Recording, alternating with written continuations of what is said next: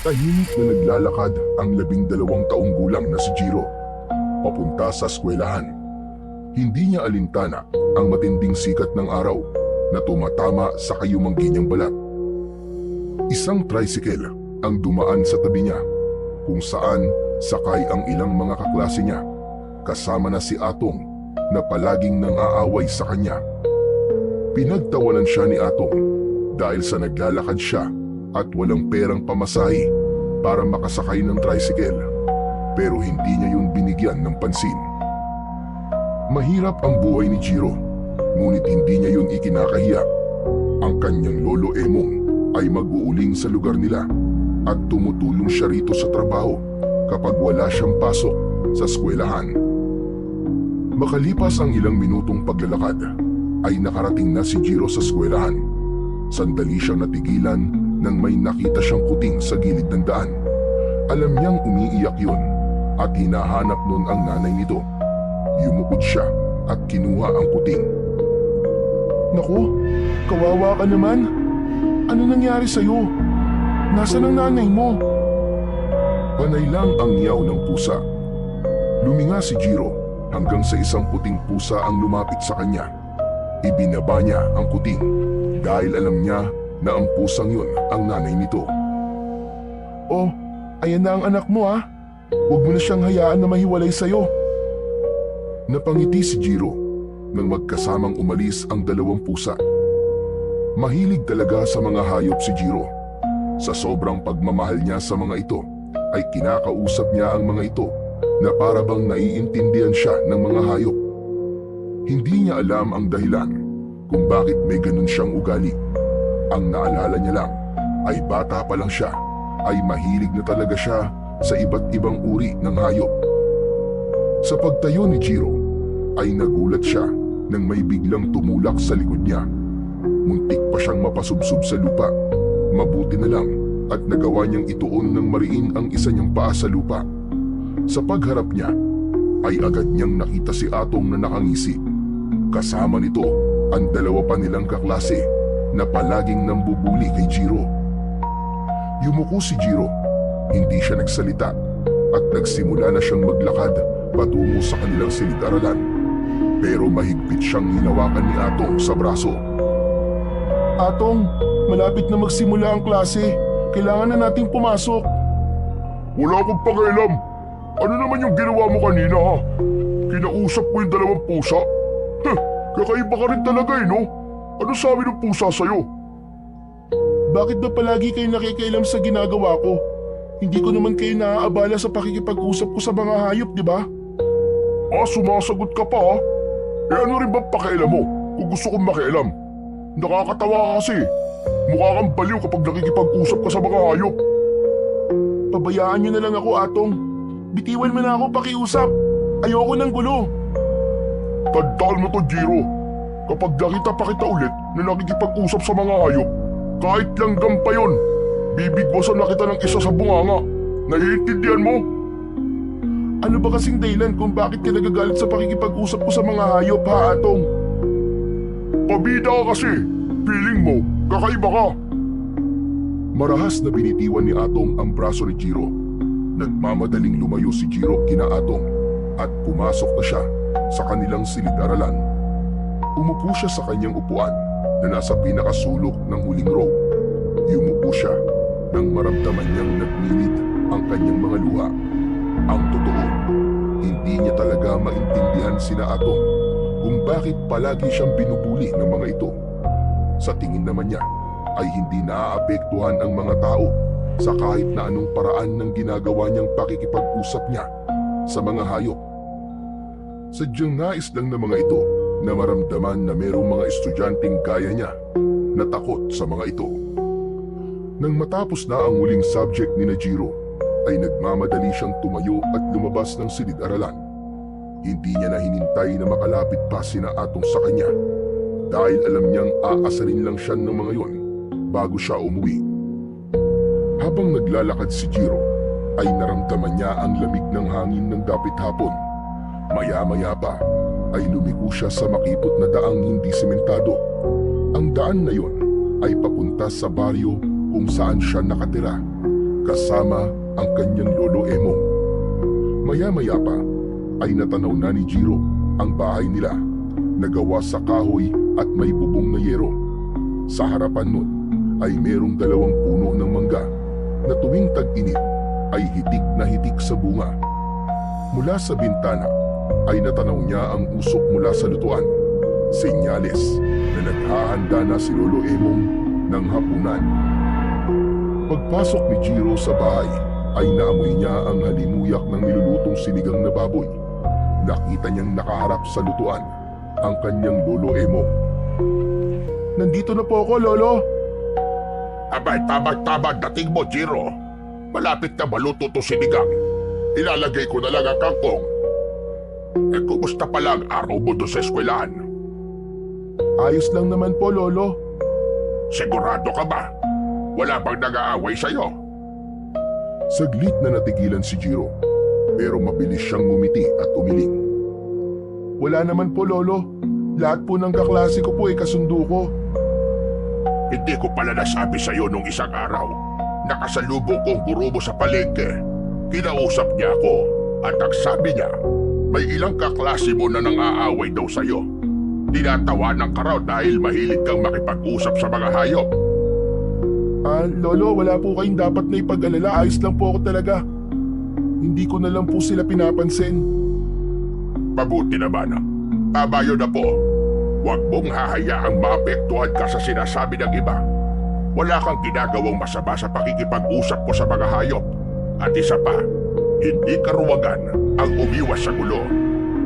Opo, Lolo. Tatandaan ko po ang mga sinasabi niyo. Mabuti. O sige, magpalit ka na ng damit at kapag natapos na ako magluto, ay kakain na tayo. Sige po, Lolo. Agad na nagtungo si Jiro sa maliit na silid-tulugan nila ni Lolo Emong. Ipinatong niya ang kanyang bag sa maliit na bangkito malapit sa pinto. Kahit may bumabagabag sa isip niya, hindi niya ipinakita yun kay Lolo Emong. Hindi niya gustong mag-alala pa ito. Ayaw niyang malaman ito na natatakot na siya sa mga pambubuli na nararanasan niya sa eskwelahan. Matapos maghapunan, ay hinarap na ni Jiro ang kanyang mga takdang aralin. Nakalatag sa lamesa kung saan sila kumakain ang mga kwaderno at aklat niya. Sa gitna ay naroon ang isang gasera na may mga gamo-gamong naglalaro sa paligid ng maliit na apoy. Tila nawala sa sarili si Jiro nang mapatingin siya sa gamo-gamo. Hindi niya namalayan na nakahawak na siya sa palawit ng kwintas na nakasabit sa kanyang leeg. Ang palawit ay isang bato na puti na ang hugis ay kalahating buwan. Makinis yun at malamig kapag hinahawakan. Pinaglaruan niya iyon sa kanyang mga daliri. Naalala ni Jiro ang kwento ng kanyang Lolo Emong kung paano siya nito natagpuan sa gubat. Noong siya ay isang sanggol pa lamang, iniwan siyang mag-isa sa ilalim ng isang malaking puno. Balot ng manipis na tela at ang kwintas na yun ay nakapalupot sa kanyang isang kamay. Ang sabi ni Lolo Emong, dapat ay palagi niyang suot ang kwintas para kung sakaling dumating ang araw na hanapin siya ng kanyang tunay na pamilya ay madali siyang makikilala. Pero para kay Jiro, hindi na niya kailangang malaman kung sino ang kanyang tunay na mga magulang, sapagkat para sa kanya ay sapat na ang pagmamahal at pag-aaruga na natatanggap niya kay Lolo Emong. Si Lolo Emong kasi ang nag-alaga sa kanya, gumabay at nagparamdam sa kanya ng tunay na pagmamahal at pamilya. Para sa kanya, wala nang hihigit pa roon. Naputol ang malalim na pag-iisip ni Jiro nang marinig niya ang boses ni Lolo Emong. Hindi niya namalayang nasa harapan na pala niya ang matanda. Ay, Lolo, sorry. May sinasabi ka po ba? Ang sabi ko, bakit parang ang lalim ng iniisip mo? Hindi ka na gumagalaw dyan sa ginagawa mo ah. Iniisip mo ba yung mga nang-aaway sa'yo sa eskwelahan? Hindi po, Lolo. Iniisip ko lang po kung ano kaya ang dahilan ng mga magulang ko kung bakit po nila ako iniwan dun sa gubat. Hindi ko rin alam yan po. Tanging ang mga magulang mo lang ang makakasagot sa tanong mo na yan. Hindi kaya dahil po galit sila sa akin o kaya naman hindi nila ako mahal? Umiling si Lolo Emo at marahang hinaplos ang ulo ni Jiro. Kung ano ba ang dahilan nila, sigurado kung hindi yun basta-basta. At tignan mo sarili mo ngayon. Kahit lumaki kang wala sa piling nila, lumaki ka namang mabuting bata. Doon pa lang ay dapat ka nang magpasalamat. Dahil po yun sa mga pangaral, paalala niyo po sa akin, Lolo. Saka, nagpapasalamat din po ako na iniwan nila po ako sa gubat. Kasi dahil doon, ay napunta po ako sa inyo. Sige na. Baka humaba pa ang usapan natin na yan eh. Magkaiyakan pa tayo dalawa. Tama na nga muna yan. At tapusin mo na yung takdang aralin mo para makatulog ka na. Natawa ng bahagya si Jiro at bumalik sa kanyang ginagawa. Naisip niya na kahit hindi niya kilala ang kanyang tunay na pamilya, ay hindi siya kailanman nakaramdam ng kakulangan dahil kay Lolo Emo.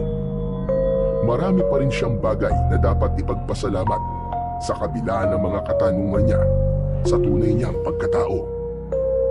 Isang umaga, habang naglalakad si Jiro papasok sa eskwelahan, ay nagulat siya nang may biglang maramdaman siyang isang malakas na tatik sa kanyang balikat. Nang lumingon siya, ay nakita niya si Atong na nakangiti ng malaki. Agad siyang kinabahan dahil naramdaman niya na may hindi magandang balak si Atong sa kanya. Anong kailangan mo, Atong? Kung tutuksin mo na naman ako, huwag mo na ngayon, please lang. Grabe ka naman mag-isip sa akin. Sumama ka sa akin, may pupuntahan tayo. Ayoko, hindi ako pwedeng sumama sa'yo. Papasok na ako sa eskwelahan eh. Baka malate ako. Ang KJ mo naman, sandali lang tayo. Makakapasok ka pa sa school. Hindi talaga, Atong, pasensya na. Baka pagalitan ako ni Ma'am. Naningkit ang mga mata ni Atong at bumuntong hininga. Bumakas sa mukha nito ang pagkainis. Sige, kung ayaw mo, bubugbugin na lang kita. Gusto mo ba yun, ha? Napalunok si Jiro. Alam niyang hindi biro ang banta ni Atong sa kanya. Ilang beses na niyang nakitang sinaktan nito ang iba nilang kaklase kapag hindi nasunod ang gusto nito. Kahit nais niyang panindigan ang kanyang pagtanggi, ay wala na siyang nagawa kundi ang sumama kay Atong. Tahimik siyang naglakad kasabay ni Atong palayo sa daan patungong eskwelahan. Ilang minuto lang ay nasa harapan na sila ng isang lumang bahay. Mataas ang bakod nun at sa harapan ay may isang malaking puno ng kaimito na hitik sa bunga. Anong gagawin natin dito, Atong? Ano pa? Hindi kukuha ng kaimito. Tignan mo, Jiro, ang daming bunga, oh. Nagpaalam ka ba sa may-ari ng punong yan? Huwag ka nang madaming tanong. Dami mo satsat eh. Wala naman tao dito, kaya wala makakahuli sa atin. Umakyat ka na, bilisan mo. Kasi baka dumating pa yung nakatira dyan. Ha? Bakit akong aakyat? Ikaw ang may gusto ng kaimito, di ba? Saka ayoko, Atong. Pag nanakaw yan eh. Ang sabi ng lolo ko, masama magnakaw. Wala naman dito ang lolo mo eh. Kaya ayos lang yun. Ayoko talaga, Atong. Ikaw na lang ang umakyat. Papasok na ako sa school, ha? Aalis na sana si Jiro. Ngunit mahigpit na hinawakan ni Atong ang kanyang braso. Matalim ang mga mata nitong nakatingin sa kanya. Alam mo, ang dami mong arte sa katawan. Kapag sinabi kong aakyat ka, Jiro. O baka gusto mong dito pa kita gulpin? Nanginig sa takot si Jiro habang nakatitig kay Atong. Sigurado siya na kung hindi siya susunod ay sasaktan talaga siya nito. Napalunok siya at dahan-dahang umakyat sa bakod ng lumang bahay. Pagkasampa niya sa itaas, mabilis siyang bumaba sa bakuran at agad siyang sinundan ni Atong. Palinga-linga si Jiro. Kinakabahan siya dahil baka mamaya ay may makakita sa kanila. Ako na magbabantay sa ibaba. Iagis mo na lang sa akin yung mga bunga makukuha mo. Bilisan mo na, umakyat ka na! Napatingin si Jiro sa puno ng kaimito. Mataas yun, kaya medyo kinabahan siya. Pero wala na siyang nagawa, kundi simulan ang pag-akyat. Habang paakyat siya, ay nagulat siya sa malakas at walang tigil na pagtahol ng aso. Nakita nila sa gilid ng bahay ang isang malaking asong itim. Nakatali yon sa isang posting bakal. Tila nagising ito sa presensya nilang dalawa. Galit na tumatahol ang aso sa kanila at tila nais nitong makawala mula sa pagkakatali. Naku Atong, may aso! Umalis na tayo, baka lapain pa tayo niyan! Nakatali naman eh! Tumigil ka na nga sa kakareklamo mo! Bilisan mo na! Hindi tayo aalis dito hanggat wala tayo nakukuhang kay Mito! Walang nagawa si Jiro, kundi ituloy ang pag-akyat.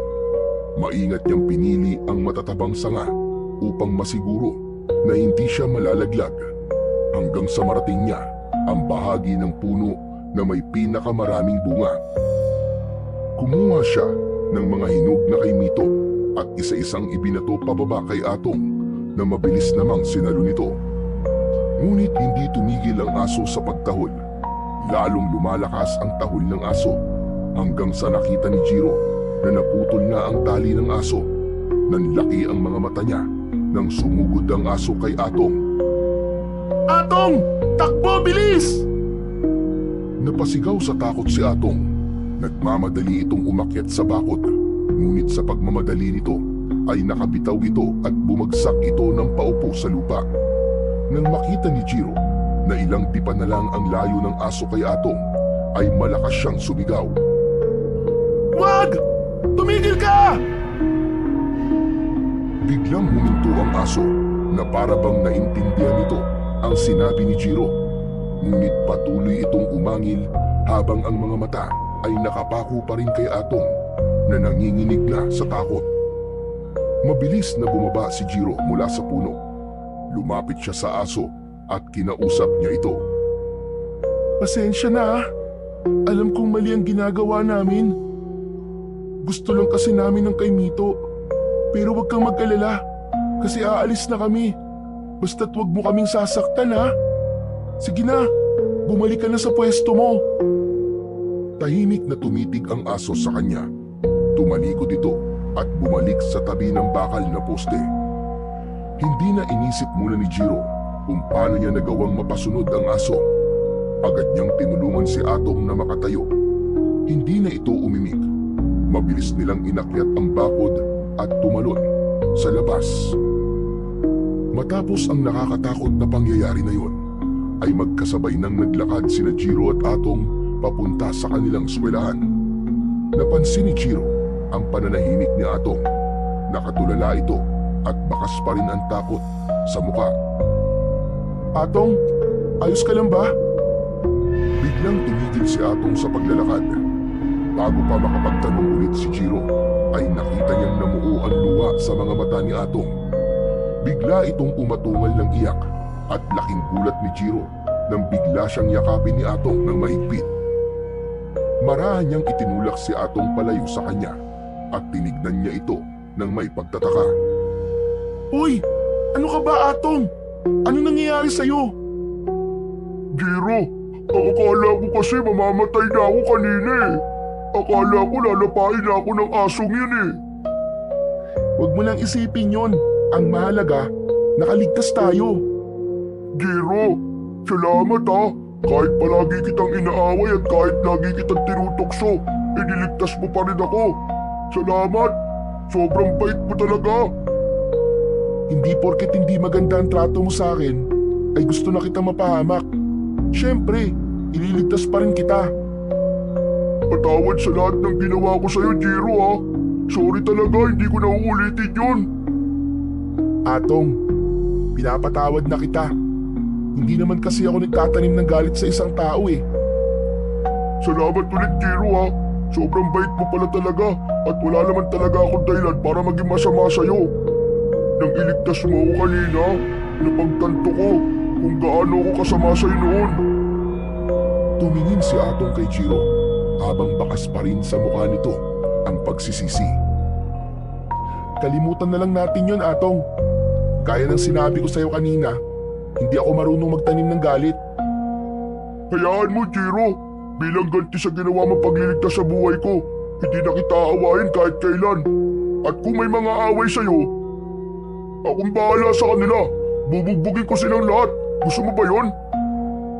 Natawa ng bahagya si Jiro sa sinabing yun ni Atong.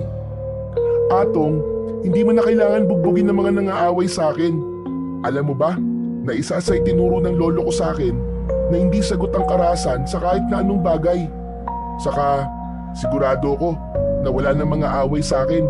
Kasi, ikaw lang naman ang umaaway sa akin eh. Okay na sa akin na naging magkaibigan na tayong dalawa ngayon. Kung yan ang gusto mo, sige. Susundin ko na lang. Maraming salamat, Atong ha. Tara na, baka maliit pa tayo eh. Alam mo naman ng parusa kapag late sa first subject, di ba? Baka mapatayo tayo sa labas, ang init-init pa naman ngayon.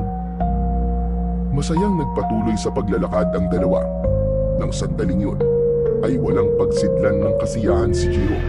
Hindi niya akalain na sa araw na yun ay magiging magkaibigan na sila ni Atong. Nang malapit na sila sa kanilang eskwelahan, ay muling nagsalita si Atong. Oo nga pala, Jiro. Paano mo nga ba nagawang mapahinto yung aso kanina na kakagatin sana ako? Paano mo siya napasunod sa sinabi mo? Sa totoo lang, Atong, hindi ko rin alam eh. Nagtataka nga ako. Parang naiintindihan niya ako, no? Hindi kaya may kapangyarihan ka? Baka kaya mo makipag-usap sa mga hayop. Ano ka ba, Atong? Imposible naman yun. Hindi ako isang engkanto o superhero, no? Baka malalang yung nangyari kanina o kaya naramdaman ng aso na wala naman talaga tayong balak na saktan siya. Hindi ba, ang sabi ng iba ay malakas ang pakiramdam ng mga aso at nararamdaman nila kung masama o hindi ang isang tao. Tumango-tango si Atong pero bakas pa rin sa mukha nito ang pagtataka. Bago pa sila magpatuloy sa usapan, narating na nila ang kanilang silid-aralan. Agad silang pumasok at naupo sa kani-kanilang mga upuan. Nang makaupo na si Jiro, ay tumingin siya sa labas ng bintana na nasa tabi niya. Hindi niya napigilang mapaisip kung ano ang totoong dahilan at tila naintindihan siya ng aso kanina. Pero dahil walang makuwang sagot, ay inalis niya na yon sa kanyang isipan. Napangiti na lang si Jiro dahil sa wakas ay tapos na ang mga araw na ibubuli siya ni Atong.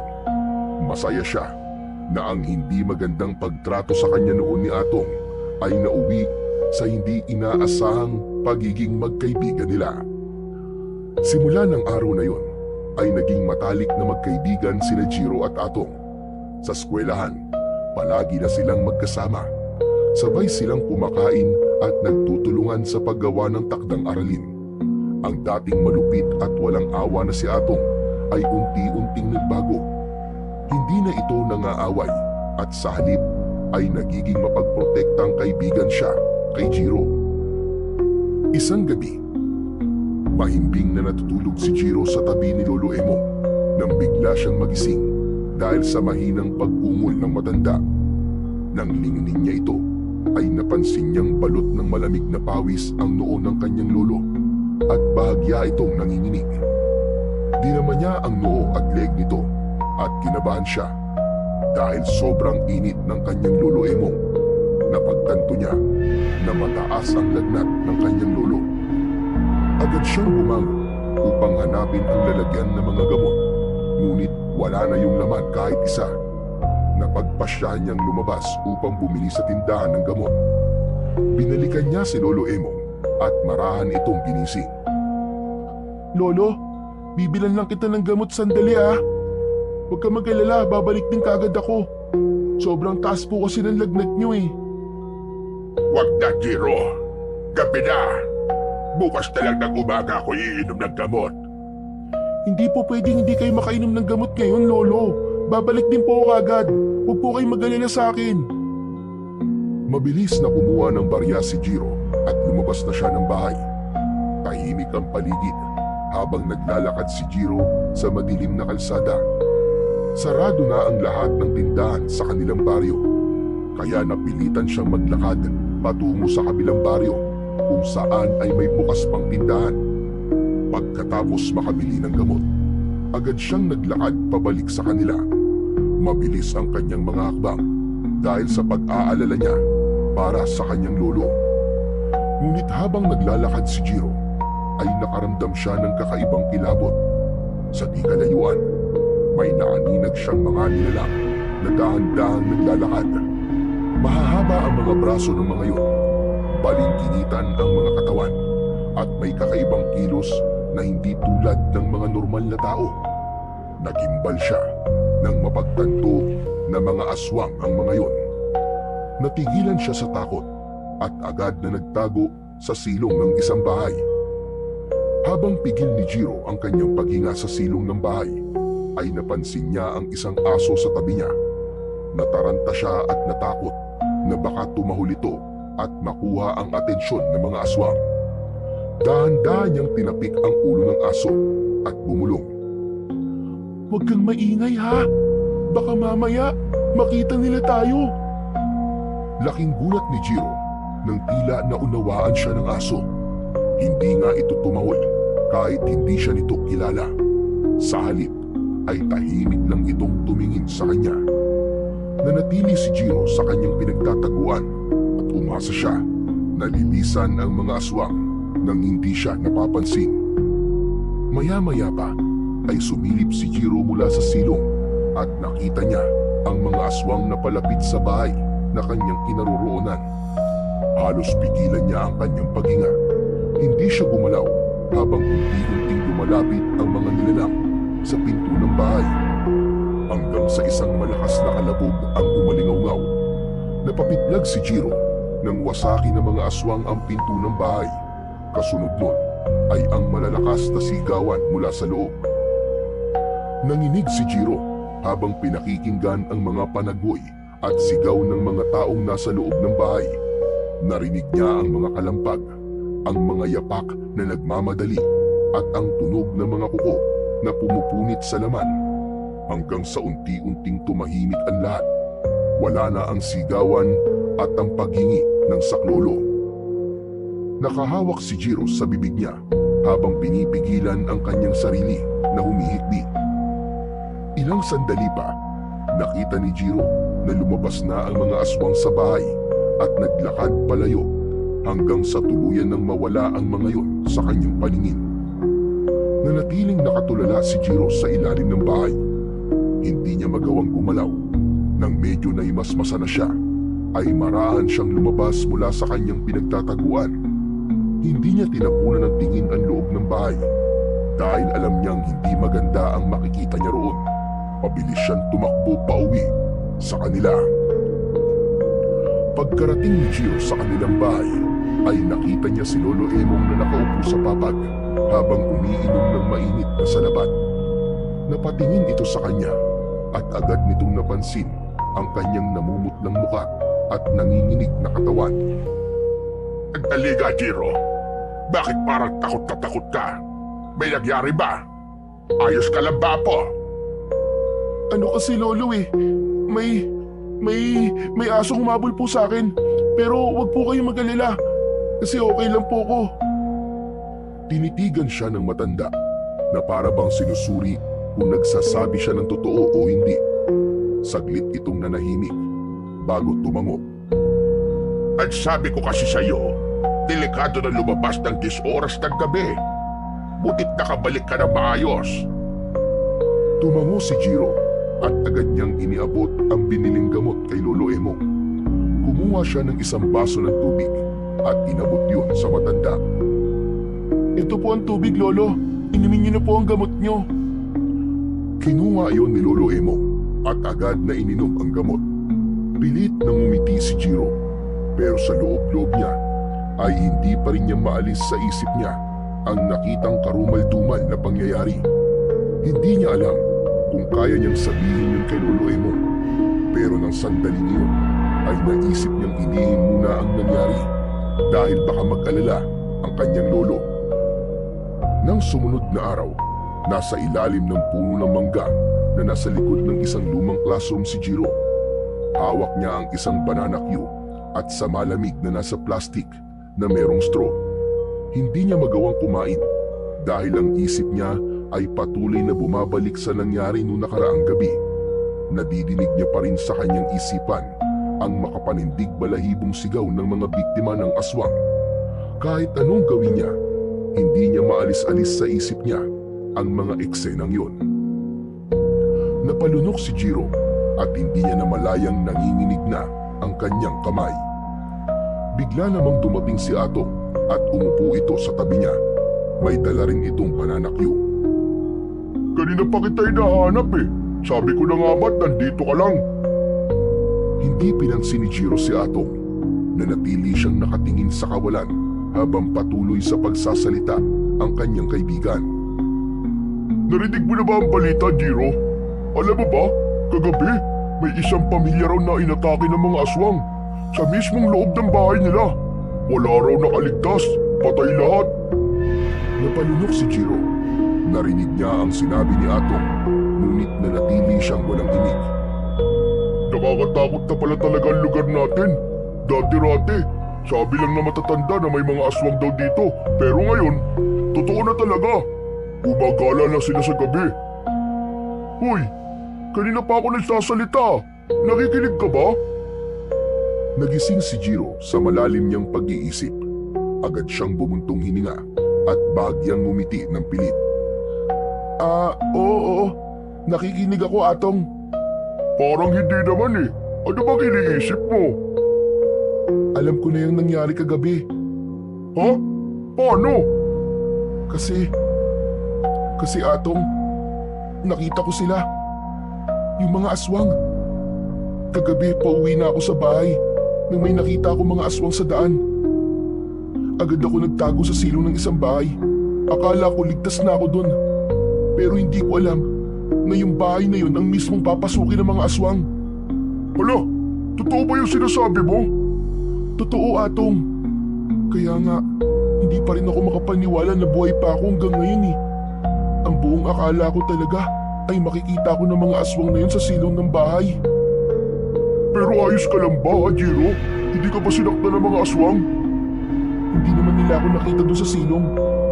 Pero yung takot, Atong, yung takot, parang hindi na mawala sa isip ko. Pakiramdam ko, palagi silang nakasunod sa akin. Kahit kagabi, hindi ako makatulog na maayos. Natahimik si Atong, pero nakita ni Jiro sa mukha nito ang labis na pag-aalala. Hindi na rin nagsalita si Jiro at sinubukan niyang kumain. Nang tumunog na ang bell na hudyat na tapos na ang break time, ay magkasama silang bumalik sa kanilang silid-aralan. Tahimik na naglakad si Jiro pauwi sa kanilang bahay. Hanggang sa oras na yon ay nasa utak pa rin niya ang nangyari nung nakaraang gabi. Kahit kaunti ay hindi rin nabawasan ang takot na nakalukob sa buo niyang pagkatao. Pagdating ni Jiro sa kanilang bahay, nadatnan niya si Lolo Emong na naghihiwa ng mga gulay. Lumapit siya rito at nagmano. Lolo, bakit po kumilos na po kayo kagad? Magpahinga na po muna kayo at ako na po ang tatapos niyan. Magpapalit lang po ako ng damit. Maayos na pakiramdam ko, Apo. Kaya ko na ito. Nakatulong din naman sa akin ang malaki yung pag-inom ng gamot kagabi. Maraming salamat. Oo nga pala. Alam mo na ba yung balita? May inatake daw ng aswang kagabi dito sa lugar natin. Yung pamilya ni Perneng. Aba, patay daw lahat maging yung dalawa nilang anak na binata. Nakakalungkot na isang gabi ay nawala silang lahat. Narinig ko na po ang balitang yan sa school, Lolo. May isa po akong kaklase na nagkwento sa akin. Nakakatakot na talaga ang panahon ngayon, Jiro. Hindi na lang sa masasamang loob dapat tayo matakot, kundi sa mga kampo ng kadiliman ng mga aswang. Pero mabuti na lang, at yung humabol sa'yo kagabi ay aso lang at hindi aswang. Talagang pinoprotektahan ka pa rin ng ating Panginoong Diyos, Jiro. Magpasalamat ka. Hindi nakasagot si Jiro. Hindi pa niya masabi sa kanyang lolo na muntik na siyang mapabilang sa mga napatay na mga aswang noong nakaraang gabi. Pero Jiro, ito't tatandaan mo ha. Maaaring hindi pa yun ang huling beses na may aatakihin ng mga pesteng aswang na yun dito sa lugar natin. Kaya mag-iingat ka palagi. Huwag kang magpapagabi sa labas at huwag mong hahayaan na ikaw ang susunod nila maging biktima. Kung kailangan mong lumaban, abay lumaban ka. Ramdam ni Jiro ang takot sa boses ng kanyang lolo. Kahit hindi nito sabihin ng direkta, alam niyang takot din ito, gaya niya. Mula nang kumalat ang balita tungkol sa pamilyang pinaslang ng mga aswang, unti-unting binalot ng takot ang buong baryo. Sa pagsapit ng dapit hapon, nagmamadali nang umuwi ang mga tao sa kani-kanilang mga bahay. Wala nang nagtatangka na manatili sa labas kapag madilim na. Ang mga tindahan ay nagsasara ng mas maaga at maging ang mga bata ay hindi na pinapayagang maglaro sa kalsada kahit hindi pa lumulubog ang araw.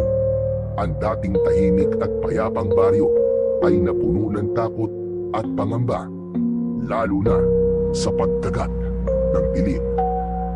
Sa takot ng mga residente, nagpatayo ang ilan ng mga bakod na yari sa kawayan at matitinik na sanga upang protektahan ang kanilang mga bahay. Ang ilan ay nagsabit ng bawang sa kanilang pintuan, habang ang iba naman ay nag-iwan ng asin sa kanilang mga bintana. Sa gabi, ang ilan ay nagsusunog ng gulong sa labas ng bahay dahil may paniniwala na ang ganung gawain ay makatutulong upang hindi sila lapitan ng mga aswang. Ngunit kahit na anong gawing pag-iingat ng lahat, isang bagay ang malinaw na wala nang nakakatulog ng mahimbing sa baryo ni Jiro. Isang gabi, biglang nagising si Jiro sa malakas na sigawan mula sa labas. Agad siyang napabangon at lumingon kay Lolo Emo. Nagawa niya ay napabalikwas din dahil sa kanilang narinig. May takot na napatingin si Jiro sa kanyang lolo. Lolo, ano nangyayari sa labas? Bakit may mga nagsisigawang mga tao? Mukhang umatake na naman ang mga aswang. Sandali, at sisiguraduhin kong hindi sila makakapasok dito. Tumayo si Lolo Emo mula sa papag at sumunod naman dito si Jiro. Lalo pang lumakas ang hiyawan ng mga tao. Bago pa sila makalapit sa pinto, ay bigla yung bumukas ng malakas at isang nakakatakot na aswang ang pumasok doon. Nanlilisik ang mga mata ng aswang at may tumutulong malapot na laway mula sa bibig nito. Umatras sila at mabilis na dinampot ni Lolo Emong ang itak na nakasabit sa dingding. Sinugod nito ang aswang pero naagaw ng aswang ang itak at malakas nitong itinulak sa sahig si Lolo Emong. Agad na lumapit si Jiro sa kanyang lolo. Tumakbo ka na, Jiro! Tumakas ka na! Iligtas mo ang sarili mo! Hindi, Lolo! Hindi po kita kayang iwan dito, Lolo! Sa isang iglap, dinakma ng aswang ang braso ni Jiro at Lolo Emong. Marahas silang hinila ng aswang palabas ng bahay. Halos hindi makapagsalita si Jiro sa sobrang bilis ng mga pangyayari. Sa labas, nagkalat ang mga tao na nanginginig sa takot habang nakaupo sa lupa. Wala nang nagawa ang maglolo, kundi ang maupo na rin. Sa harapan ng mga tao ay may isang mas malaking aswang na nakatayo. Mas matangkad kesa sa ibang aswang. May maitim na balat at matatalim na pangit. Naramdaman ni Jiro ang kaba sa kanyang dibdib nang magtagpo ang mga mata nila ni Atong na kasama rin sa mga biyag na naroon. Sa tingin ko, ay narito na kayong lahat. Magpapakilala muna ako para malaman niyo kung sino ang dapat niyong katakutan. Ang pangalan ko ay Hidalgo at ako ang pinuno ng mga aswang na nasa inyong harapan. Nagtataka siguro kayo kung bakit kami narito. Isang babae lang ang nagsabi sa akin na nasa lugar na ito ang nag-iisang anak ng diwata ng buwan na si Libulan at hawak ng anak niya na yun ang mutya ng asong gubat. Tahimik lang ang lahat at walang nagkaroon ng lakas ng loob na magsalita. May iba na nag-iiyakan habang magkayakap. Isa lang ang gusto kong mangyari. Isuko niyo sa akin ang anak ni Libulan o ibigay niyo sa akin ang mutya ng asong gubat. Hanggang hindi yun nangyayari, magpapatuloy ang aming pananalakay dito sa inyong lugar at marami pa ang magbubuwis sa buhay. Kaya kung naririnig ako ng anak ni Libulan, isuko mo na ang sarili mo sa akin at ang mutya kung ayaw mong marami pa kaming patayin. Sandaling tinitigan ni Hidalgo ang mga tao bago ito tumalikod at naglakad palayo kasama ang mga alagad nitong aswang. Sa pag-alis ng mga aswang, bumalot ang katahimikan sa buong baryo. May ilang tao ang napahagulgol, samantalang ang iba'y yakap ang kani-kanilang pamilya. Si Jiro naman ay nanatiling nakatulala habang patuloy ang pagbalot ng takot sa kanyang puso. Naramdaman na lang niya ang paghawak ni Lolo Emong sa kanyang braso at marahan itong tumayo. Sumunod na rin si Jiro at walang imik na naglakad sila pabalik sa loob ng kanilang bahay. Pagdating sa bahay, parehas na naupo ang dalawa sa isang mahabang upuan na gawa sa kawayan. Pareho silang nakatulala at hindi makapaniwala sa nangyari. Ang sigawan ng mga tao, ang matatalim na mata ng mga aswang, at ang mga sinabi ni Hidalgo ay paulit-ulit na bumalik sa isip ni Jiro. Lolo, sino po kaya yung tinutukoy ni Hidalgo na anak ng diwata ng buwan? Hindi ko alam, Apo. Ngayon ko lang narinig ang tungkol sa diwata ng buwan na si Libulan. Makigat sinabi niya na mutya ng asong gubat ay ngayon ko lang din narinig. Napabuntong hininga si Jiro. Lolo, ano nang gagawin natin? Dapat na po ba tayong umalis dito? Wala tayong ibang mapupuntahan, Jiro. Wala tayong magagawa kundi manatili. Ang magagawa na lang natin ay panatilihing ligtas ang ating mga sarili. Lolo, paano po kung malaman niyo po kung sino ang anak ni Libulan? Isusuko niyo po ba siya kay Hidalgo? Sandaling natahimik si Lolo Emong. Tumingin ito sa malayo na para bang sinusukat ang bigat ng tanong ni Jiro. Hindi ko alam, Apo. Mahirap mamili kung buhay ng isa o buhay ng mas nakararami. Hindi nakainig si Jiro. Mas lalo siyang natakot sa posibilidad na baka isa sa mga kakilala o malapit sa kanya ang hinahanap ni Hidalgo na anak ni Libulan. Mariin niyang naikuyom ang kanyang mga kamay. Hindi niya alam kung ano ang mangyayari sa mga susunod pa na araw. Pero sigurado siyang simula pa lang yun ng bangungot sa kanilang baryo. Isang umaga, nasa loob ng kanilang silid-aralan si Jiro. Nakaupo siya habang nakatingin sa labas ng bintana. Wala pa ang guro nila, kaya maingay ang buong klase. May nagkwekwentuhan, may naglalaro, may ilan ding labas-pasok sa pinto. Bigla niyang nakita si Atong na papalapit sa kanya. Umupo si Atong sa bakanting upuan sa tabi niya. Oh, anong ginagawa mo rito? Baka dumating na si Ma'am. Late naman palagi yun si Ma'am eh. Sigurado ako na mamaya pa yung darating. May itatanong lang ako sa'yo, Jiro. Kilala mo ba kung sino sa baryo natin ang anak ng diwata ng buwan? Hindi ko rin kilala eh. Hindi ko alam. Wala akong idea kung sino. Kahit nga si Lolo Emong, wala ring alam sa bagay na yan eh. Alam mo bang halos lahat ng tao sa atin ay hinahanap na kung sino ang anak ni Libulan? Narinig ko na ang balak ng ibang tao ay maibigay yung anak ni Libulan, pati yung mutya, bago muling mangyari ang susunod na pagsalakay ng mga aswang. Biglang kinabahan si Jiro. Hindi niya maintindihan kung bakit, pero parang may bumara sa kanyang lalamunan. Pero sana, kung sino man yung anak ni Libulan, ay siya na mismo magsuko ng sarili niya kay Hidalgo para matapos na ang lahat ng ito. Natatakot na kasi ako sa susunod na pag-atake ng mga aswang sa lugar natin eh. Magsasalita pa sana si Jiro, pero hindi niya na nagawa nang biglang pumasok ang kanilang guro.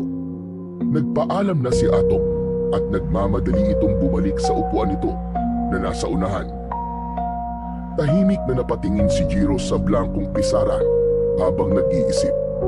Naintindihan niya kung bakit ganun na lang kadesperado ang mga tao sa lugar nila na maibigay ang gusto ni Hidalgo. Ngunit hindi niya rin maintindihan kung bakit tila kinakabahan siya ng sobra. Sa paglipas ng mga araw, lalong lumala ang takot at pag-aalala ng mga tao sa baryo nila.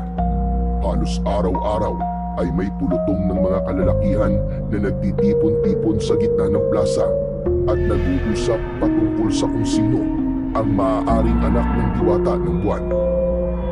May mga nagbabahay-bahay at nagtatanong kung may napansin ba sila na isang tao na kakaiba sa kanilang baryo. Maging ang matatanda sa kanilang baryo ay nagsimula na magukay sa kanilang mga alaala at sinubukang alalahanin kung may kakaibang bata bang isinilang noon na maaaring may kaugnayan sa diwata ng buwan na si Libulan. Kasabay ng lumalalang takot ay ang pagkahati ng mga tao. May mga naniniwalang dapat nilang protektahan ang anak ni Libulan, ngunit mas marami ang gustong isuko ito kay Hidalgo upang matapos na ang takot nila sa mga aswang. May mga usap-usapan ding may ilang pamilya na nagbalak ng umalis sa baryo bago pa bumalik ang mga aswang. Sa kabila ng lahat, walang makapagbigay ng tiyak na sagot kung sino nga ba talaga ang anak ng diwata, kaya't ang bawat bata at binatilyo ay pinagdududahan ng karamihan na maaaring anak yun ni Libulan. Kinagabihan, habang mahimbing na natutulog si Jiro, ay bigla siyang nahulog sa isang kakaibang panaginip. Sa kanyang panaginip ay nasa gitna siya ng malawak na kagubatan. Bilog ang buwan, kaya kahit paano ay nakikita ni Jiro ang kapaligiran. Mula sa unahan niya ay nakita niya ang isang napakagandang babae. Mahaba ang buhok na tila kumikislap sa kadiliman. At ang puting kasuotan nito ay tila sumasayaw sa mahinang ihip ng hangin. Ngunit sa kabila ng taglay na kagandahan ng babae ay makikitang puno ng takot ang mukha nito. Nagmamadali itong tumatakbo sa gitna ng kagubatan habang bitbit ang isang sanggol na mahigpit nitong yakap-yakap. Huminto ang babae sa ilalim ng isang malaking puno. Luminga ito bago nito maingat na inilapag ang sanggol sa tabi ng isang puno. Inayos ng babae ang puting telang nakabalot sa sanggol. Walang patid ang pag-agos ng luha ng babae. Marahan itong hinaplos ang maliit na mukha ng sanggol bago ito mabilis na tumakbo palayo. Hahabulin sana ni Jiro ang babae, ngunit mabilis itong nawala sa paningin niya at hindi na niya nakita kung saan ito nagpunta. Tila naglaho ito na parang bula sa hangin. Nilapitan ni Jiro ang sanggol na iniwan ng babae. Yumukod siya at hinawi niya ang puting tela na nakatakip dito.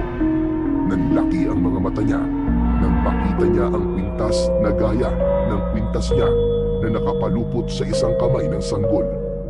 Pakiramdam niya ay binuhusan siya ng napakalamig na tubig.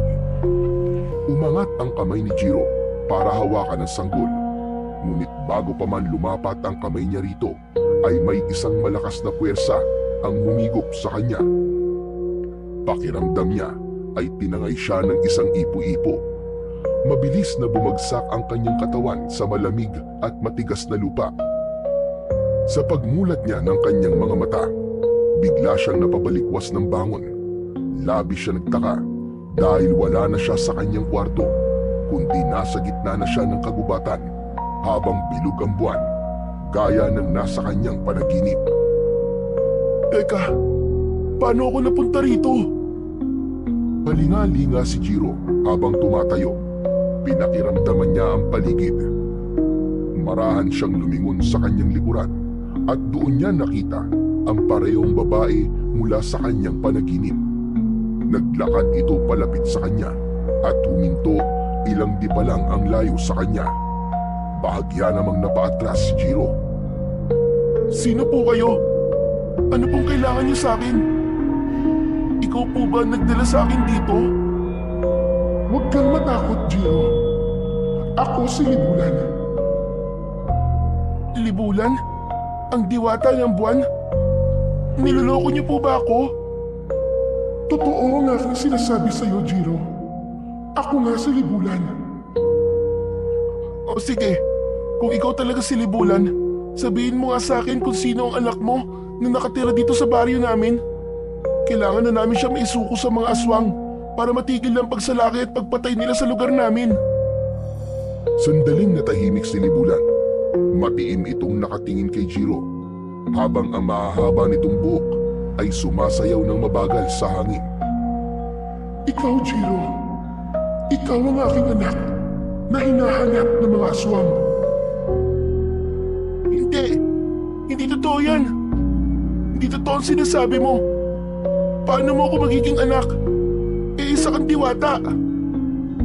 Dahil ikaw ang iniwan kong sanggol noon sa gubat at ang suot mong kwintas, iniwan ko yan sa'yo bilang tanda na ikaw ay aking anak. Napalunok si Jiro nang hina ang kanyang tuhod, ngunit pinilit niyang manatiling matatag. Pinilit niyang sinabi sa kanyang sarili na hindi yun totoo. Hindi. Nagsisinungaling ka. Niloloko mo lang ako. Hindi ako anak ng isang diwata. Tao ako. Alam kong mahirap itong paniwalaan, pero nagsasabi ako ng totoo. Iniwan kita sa gubat dahil nais kang patayin ng mga kalahi kong diwata. Isang kasalanan sa amin noon ang magkaroon ng anak mula sa isang mortal. Pinili kong iligtas ka sa halip na ipaglaban ka. Nanginig ang mga kamay ni Jiro. May kirot siyang naramdaman sa kanyang dibdib. Sa pagkakataon na yun, ay hindi niya na napigilan ang umiyak. Nangihina siyang napaluhod. Naramdaman niya ang katotohanan sa sinabi ni Libulan. Lumapit si Libulan sa kanya. Yumuko ito at hinaplos siya nito sa kanyang pisngi. Nang magtama ang kanilang mga mata, ay naramdaman niya ang pagmamahal nito sa kanya. Haring mo ko, anak. Kailangan kong gawin yun para iligtas ka. Hindi ko akalain na pansamantala lamang pala ang kaligtasan mo sa mundo ng mga tao dahil may mga aswang na nais kunin sa'yo ang mutya ng asong gubat. Ano? Nasa akin ang mutya ng asong gubat? Oo, Jiro. Sanggol ka pa lang ay tangan mo na ang mutya ng asong gubat. Ang kwintas na suot mo, yan ang mutya ng asong gubat. Hinawakan ni Jiro ang palawit ng kanyang kwintas at mataman niya itong tinitigan. Hindi siya makapaniwala na ang bagay na yon ang hinahanap ng mga aswang na maaaring magligtas sa baryo nila at sa lahat ng taong nakatira doon. Kung ganon, ano pong dapat kong gawin? May dalawa kang pagpipilian, anak. Maaari kang sumama sa akin sa mundo ng mga diwata. Kapag ginawa mo yun, magagawa kong buuin ang dugo mong diwata. Magiging isa kang ganap na nilalang ng liwanag. At hindi ka na mahahabol pa ng mga aswang. Ano po yung isa kong pagpipilian? Maaari kang manatili sa mundo ng mga mortal upang harapin ang mga aswang at ipaglalaban mo ang mga mahal mo sa buhay. Natahimik si Jiro. Sa isipan niya, naisip niya si Lolo Emo at si Atong na nag-iisa niyang kaibigan. Bukod doon, ay naisip niya rin ang mga tao sa baryo nila na patuloy na nabubuhay sa takot at pangamba. Kung pipiliin ko po manatili rito, paano ko po lalabanan si Hidalgo? Ang sagot ay nasa kwintas mo, anak. Ang mutya ng asong gubat. Isa itong sandata laban sa kasamaan. Ngunit nasa iyo kung paano mo ito gagamitin. Kung ganun po, paano ko magagamit ang mutya ng asong gubat para labanan po mga aswang? Ang mutyang yan ay hindi pangkaraniwan. Isa itong makapangyarihang mutya na may natatanging kakayahan. Ano pong ibig niyong sabihin? Sa oras na magising, ang kapangyarihan nito ay magiging mas malakas ka at mas mabilis kumpara sa isang normal na tao. Lahat ng sandata na iyong hahawakan ay magiging makapangyarihan. Magagawa mo maunawaan ang lahat ng uri ng hayop. Kung dati, ikaw lang ang nakikipag-usap sa kanila, ngayon ay makakausap mo at maiintindihan sila. At hindi lang yun, magkakaroon ka rin ng kakayahang magkanyang lobo o isang asong gubat kapag bilog ang buwan. Sa anyong yun, mas magiging malakas ka at mas makapangyarihan. At kapag tuwing bilog ang buwan, mararating mo ang rurok ng iyong kapangyarihan. Napalunok si Jiro. Hindi niya alam kung matutuwa ba siya o matatakot sa dami ng kayang gawin ng mutya ng asong gubat. Hindi niya kailanman inakala na may ganun pala siyang kakayahan. Ngunit dahil sa mga nalaman niya tungkol sa mutya ng asong gubat, ay isang bagay ang kanyang napagtanto. Hindi pala talaga pwedeng mapunta kay Hidalgo ang mutya. Tama ka, anak. Kung mapupunta ito sa kanya, gagamitin niya lang ito sa kasamaan. At huwag kang maniwala sa kasinungalingan niya. Natitigil siya sa pagsalakay sa inyong baryo. Kahit makuha niya ang mutya, magpapatuloy pa rin siya sa kanyang layunin na magasik ng lagim, hindi lang sa baryo niyo, kundi sa iba pang mga lugar. Kung ganon, wala na talaga akong ibang pagpipilian. Hindi ko hahayaang mapunta sa kanya ang mutya. Hindi ko hahayaang sirain nila ang baryo namin. Buo na ang desisyon ko manatili rito upang labanan sina Hidalgo. Hindi na ako nagulat sa pinili mo, Jiro. Alam kong malaki ang pagmamahal mo sa baryong kinalakihan mo. Iginagalang ko ang iyong desisyon. At sa sandaling magising ka, ay magigising rin ang kapangyarihan ng mutya ng asong gubat. At huwag kang mag-alala, anak, dahil kusa mo matututunan kung paano mo gagamitin ang kapangyarihan ng mutya ng asong gubat. Bago pa man makapagsalita si Jiro, ay nakaramdam siya ng pagbigat ng talukap ng kanyang mga mata. Unti-unting nagdilim ang paligid niya hanggang sa tuluyan na siyang malugmok sa mahimbing na pagtulog. Isang marahang pagyugyug sa kanyang balikat ang gumising kay Jiro. Nang ibukas niya ang kanyang mga mata, ay bumungad sa kanya ang muka ng kanyang lolo Emo. Maliwanag na ang paligid at nang igala niya ang paningin sa paligid, ay napagtanto niyang nakabalik na siya sa bahay nila. Lolo, ano pong nangyari? Jiro, bumangon ka na. Dapat malilate ka na sa eskwela. Masyado yatang napasarap ang tulog mo ah. Sige na, bumangon ka na at mag-almusal ka na bago pumasok. Napabalikwas si Jiro ng bangon nang marinig ang sinabi ng kanyang lolo Emo. Agad niyang tinungo ang bintana. Sa labas ay natanaw niyang mataas na ang araw. Naku po, malilate na nga po ako, lolo.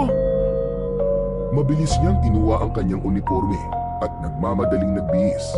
Hindi na niya naisip ang panaginip niya dahil ang tanging laman ng isip niya ng mga sandaling yun ay kung paano siya aabot sa klase nila nang hindi napapagalitan ng kanyang guro.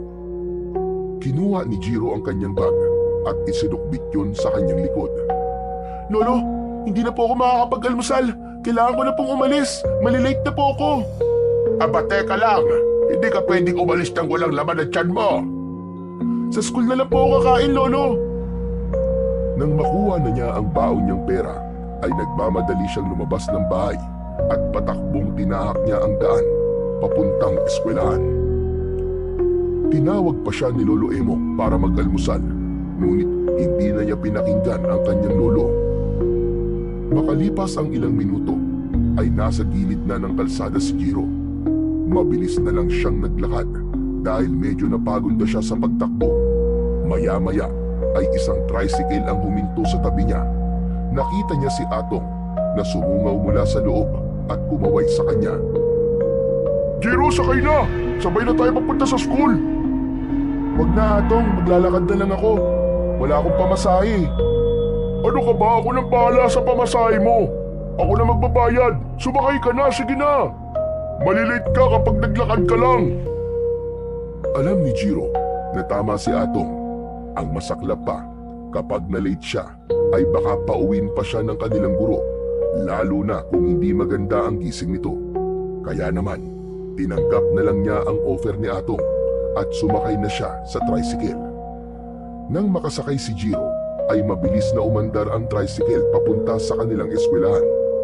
Hindi naman nagtagal, nakarating na sila sa harap ng kanilang paaralan. Agad na bumaba sina Jiro at Atong at tumakbo sila ng mabilis patungo sa gate. Atong, salamat ng panlilibre mo sa akin ng pamasahe ah. Sa susunod, ako naman ang taya. Sus, kahit wag na, maliit na bagay lang yun. Mabilis na pumasok si Jiro sa loob ng paaralan.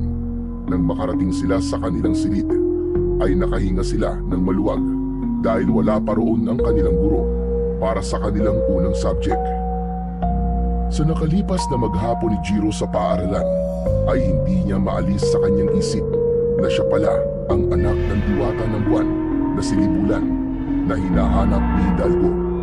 Hanggang sa sandaling yun, ay hindi niya pa alam kung paano tatanggapin ang katotohanan yun, lalo na at napakabilis ng mga pangyayari.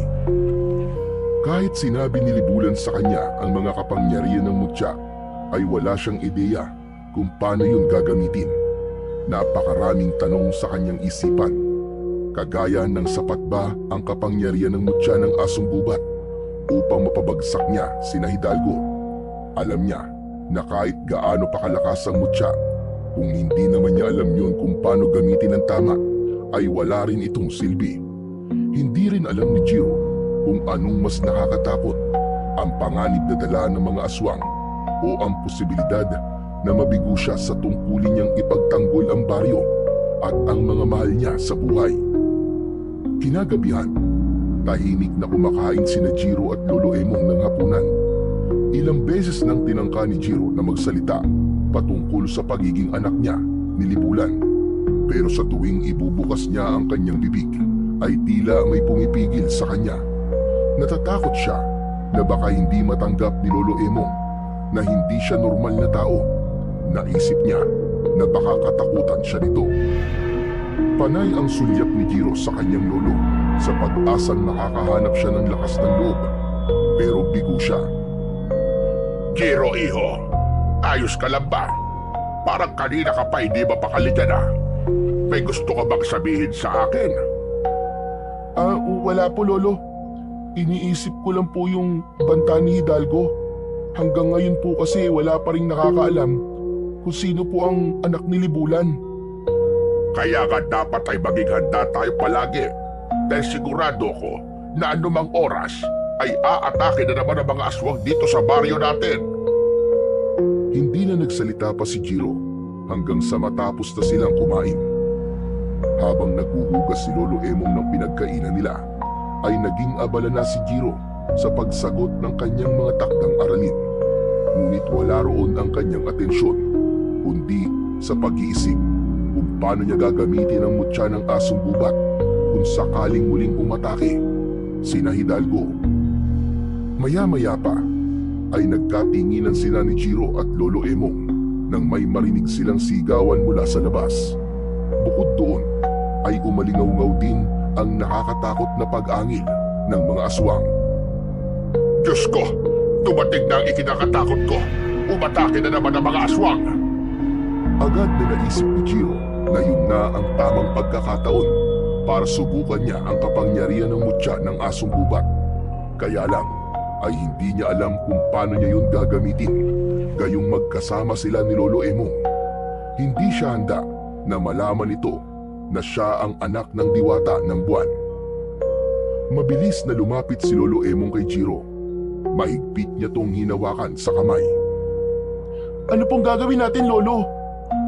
Magdadasal tayo. Yun lang ang kaya natin gawin sa ngayon. Magkasabay silang lumuhod sa harap ng kanilang maliit na altar. Habang taimtim na nagdarasal si Lolo Emong, ay panay ang linga ni Jiro sa paligid. Patuloy ang kaguluhan sa labas ng kanilang bahay at patuloy rin si Jiro sa pag-isip ng paraan kung paano siya makakatakas.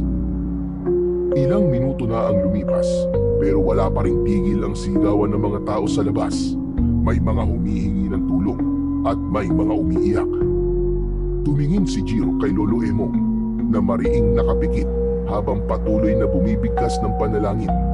Naisip niya na wala na siyang mapagpipilian kundi ang umalis at lumabas sa kanilang bahay upang matulungan niya ang mga tao. Mabilis na tumayo at tumakbo palabas ng bahay si Jiro. Labis na nagulat ang lolo niya sa kanyang ginawa. Jiro, saan ka pupunta? Ang may pambihira kang bata ka, bumalik ka rito! Narinig ni Jiro ang sigaw ng kanyang lolo, ngunit hindi siya lumingon. Hindi siya huminto sa pagtakbo dahil ang tanging nasa isip niya ay ang labanan ang mga aswang. Mabilis siyang nagtungo sa likod ng kanilang bahay at tinungo niya ang makapal na talahiban. Hindi niya alintana ang matatalas na dahon na humihiwa sa kanyang balat. Tumakbo siya ng tumakbo hanggang sa marating niya ang kagubatan. Patuloy na tumakbo si Jiro hanggang sa naisipan niyang huminto. Paglinga niya sa paligid ay napansin niyang tahimik na nakamasid sa kanya ang halos lahat ng hayop sa gubat. Mga kwago sa sanga, mga usa sa pagitan ng mga puno, mga asong gubat, at iba't ibang uri ng ibon, baboy ramo, ahas, at kung ano-ano pang mga hayop. Tila naroon ang lahat ng hayop upang magbigay sa kanya ng suporta sa kanyang gagawin. Umingala si Jiro at nasinagan siya ng liwanag mula sa bilog na buwan. Naalala niya ang sinabi ni Libulan na mas magiging malakas siya kapag bilog ang buwan. Sa pagkakataon na yon, ay hinawakan na ni Jiro ang mutya ng asong gubat na nakasabit sa kanyang leeg. Mahigpit niya tong pinisil at naramdaman niya ang init nun sa kanyang palad. Kailangan kita! Tulungan mo ko! Nakikiusap ako sa iyo, mutya. Ipakita mo sa akin ang iyong lakas. Kailangan kong tulungan ng mga tao sa aming baryo. Hindi ko sila maaaring pabayaan. Biglang lumiwanag ang mutya at ang liwanag na yon ay unti-unti siyang nilamon. Naramdaman ni Jiro ang mainit na enerhiya na gumapang sa buo niyang katawan.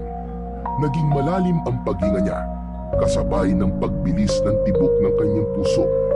Naramdaman niya ang pagsikip ng mga kalamnan niya at ang pagbanat ng lahat ng parte ng kanyang katawan. Napayuko si Jiro, parang may kung anong napupunit sa loob niya, ngunit hindi siya nasasaktan. Pakiramdam niya ay lumalakas siya, lumalaki at nagbabago. Ang mga daliri ni Jiro ay dahan-dahang humaba, habang ang mga kuko niya ay tumulis na parang mga matatalas na patalim. Ang balat niya ay tinubuan ng malambot ngunit mahahabang puting balahibo. Naramdaman niya ang pagtalas ng kanyang pandinig, pandama at paningin. Hanggang sa sumabog ang liwanag at tuluyan nang natapos ang pagbabagong anyo ni Jiro. Tuluyan na siyang naging isang asong gubat na may puting balahibo. Marahan siyang tumayo sa kanyang 4 na paa. Ang katawan niya ngayon ay puno ng lakas at kapangyarihan na alam niyang magagamit niya sa pakikipaglaban sa mga nilalang na kung tawagin ay aswang. Huminga si Jiro ng malalim at isang malakas na alulong ang kanyang pinakawalan. Tumingin siya sa direksyon kung saan naroon ang kanilang baryo at mabilis siyang tumakbo sa direksyon na yon. Sa bawat takbang niya ay ramdam niya ang kakaibang lakas na meron siya. Habang palapit si Jiro sa baryo ay naamoy niya kagad ang lansa ng dugo sa hangin. Narinig niya ang iyakan ng mga tao, ang pagtili ng mga bata at ang nakakapanindig balahibong halakhak ng mga aswang. Nang makarating na si Jiro sa baryo ay bumungad sa kanya ang kaguluhan. Ang mga aswang ay nagwawala, sinisira ang mga bahay at inaatake ang mga tao. Mabilis na nagpunta sa gitna si Jiro at lahat ay napatingin sa kanya.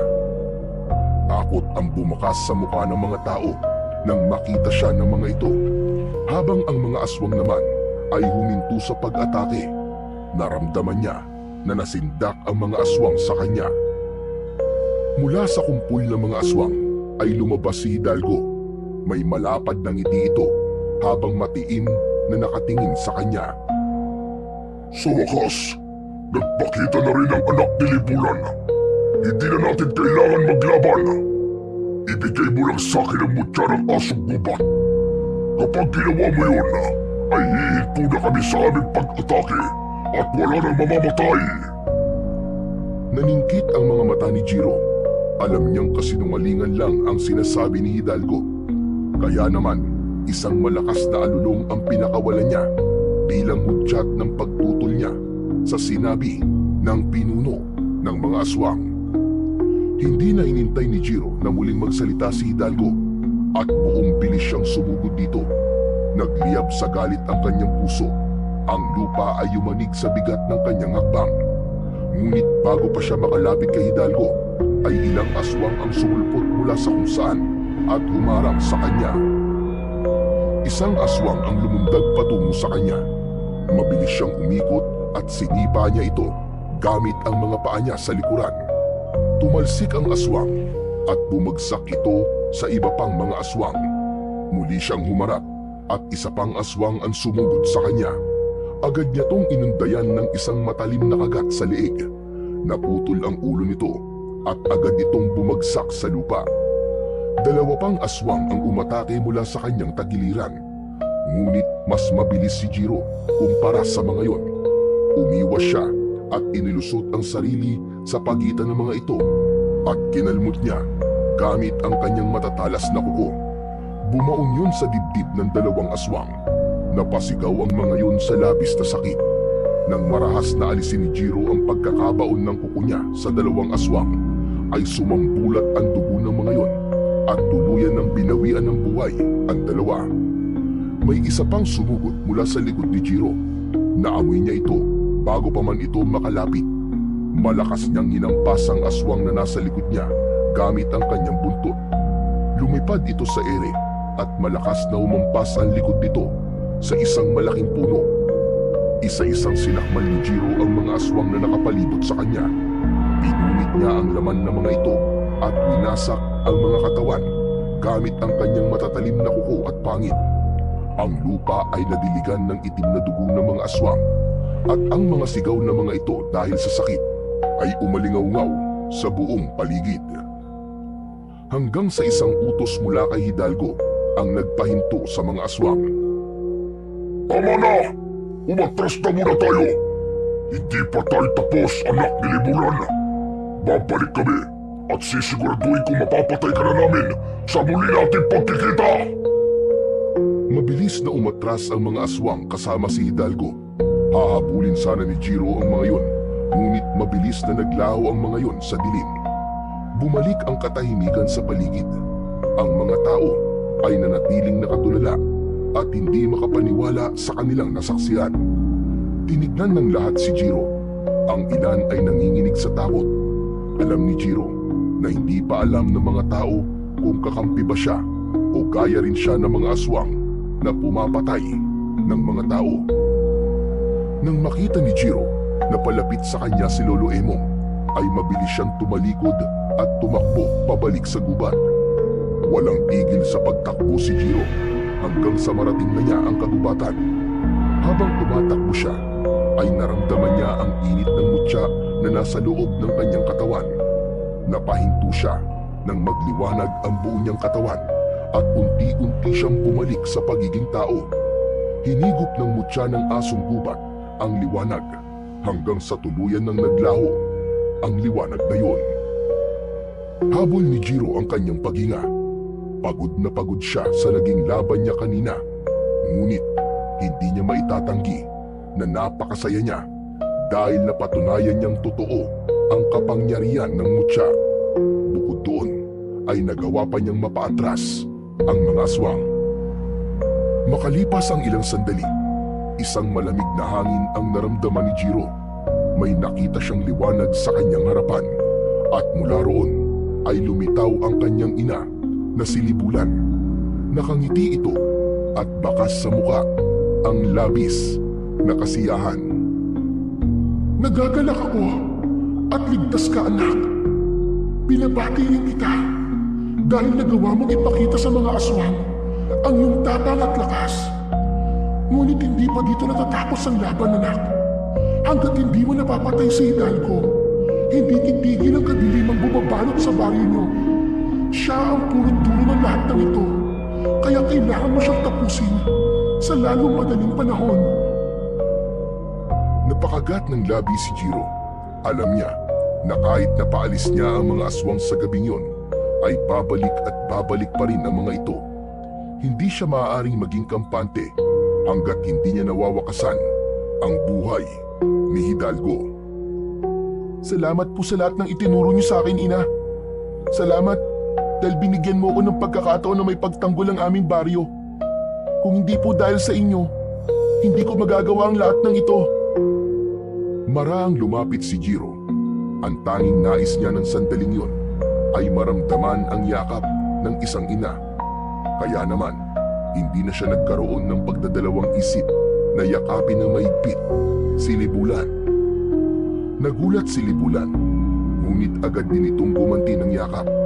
Isa yung mahigpit na yakap na punong-puno ng pagmamahal. Sa unang pagkakataon, hindi na itinanggi ni Jiro sa kanyang sarili na may dugo siyang diwata. Buong puso niya nang tinanggap ang katotohanan na yun dahil napagtanto niya na kung hindi dahil sa ina niyang si Libulan ay hindi niya magagawa ang nagawa niyang kabayanihan ng gabing yun. Matapos na makausap ni Jiro si Libulan ay naglakad na siya pabalik sa kanilang bahay. Nang matanaw niya ang kanilang bahay ay nakita niya si Lolo Emo na nakaupo sa may hagdan. Nang lumapit siya rito ay agad itong tumayo at sinalubong siya. Jiro, pabihira kang bata ka sa kabagaling. Bakit ka tumakbo kanina? Pasensya na po, Lolo. Natakot po kasi ako nang marinig ko may mga aswang na umaatake. Baka po pumasok po sila sa loob ng bahay kaya po tumakbo po ako at nagtago po ako sa gubat.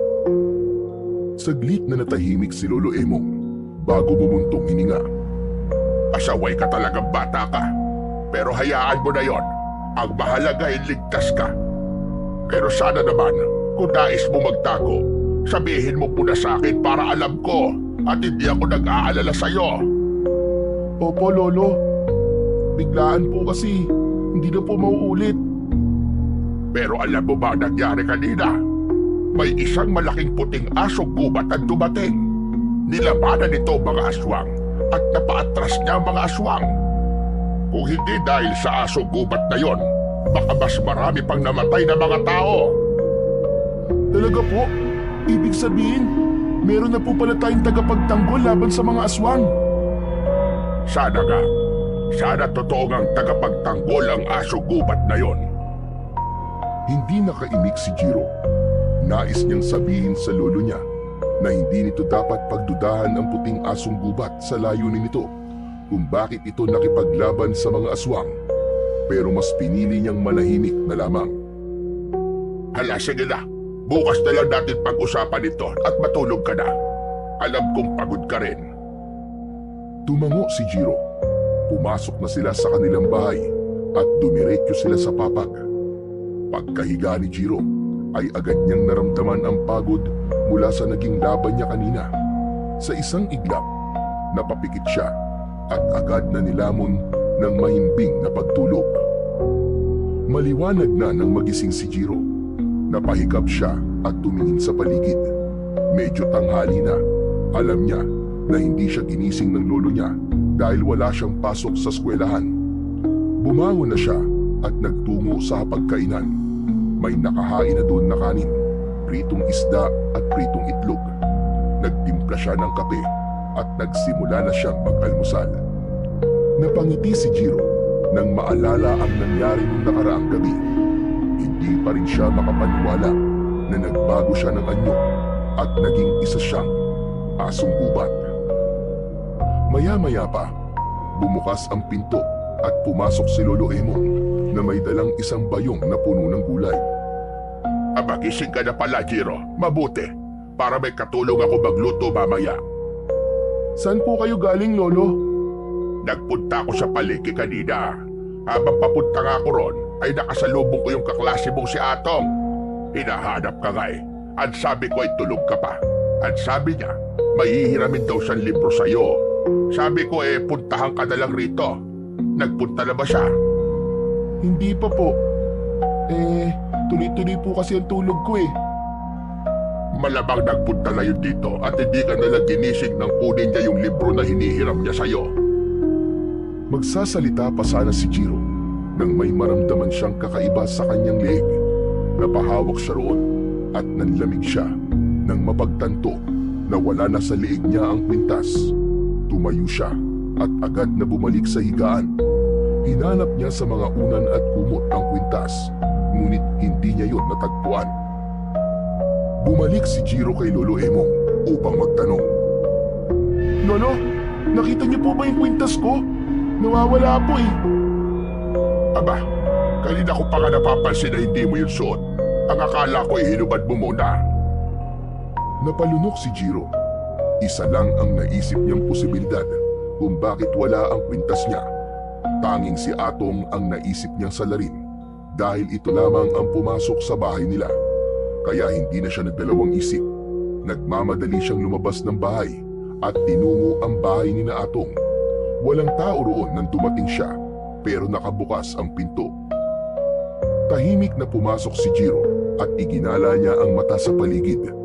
Sa isang maliit na lamesa ay nakita niya ang kanyang kwintas. Agad niya yung nilapitan at kinuha. Hindi niya maintindihan kung bakit yun kinuha ni Atong. Gayong sigurado siyang walang alam si Atong sa kung ano talaga ang kwintas niya. Aalis na sana si Jiro pero pagharap niya ay nakita niya ang kaibigang si Atong na nakatayo sa may pintuan. Namumutla ito habang nakatingin sa kwintas na hawak ni Jiro. Ibalik mo sa akin ang kwintas, Jiro. Kailangan kong ibigay ang kay Hidalgo para matapos ng pagsalakay ng mga aswang sa baryo natin. Nagulantang si Jiro sa kanyang narinig. Alam mo kung ano ang kwintas ko na to? Oo, alam ko na yan ang mutya ng asong gubat at hindi lang yun ang nalaman ko. Alam ko na rin kung sino ka. Ikaw ang anak ng diwata ng buwan na si Libulan.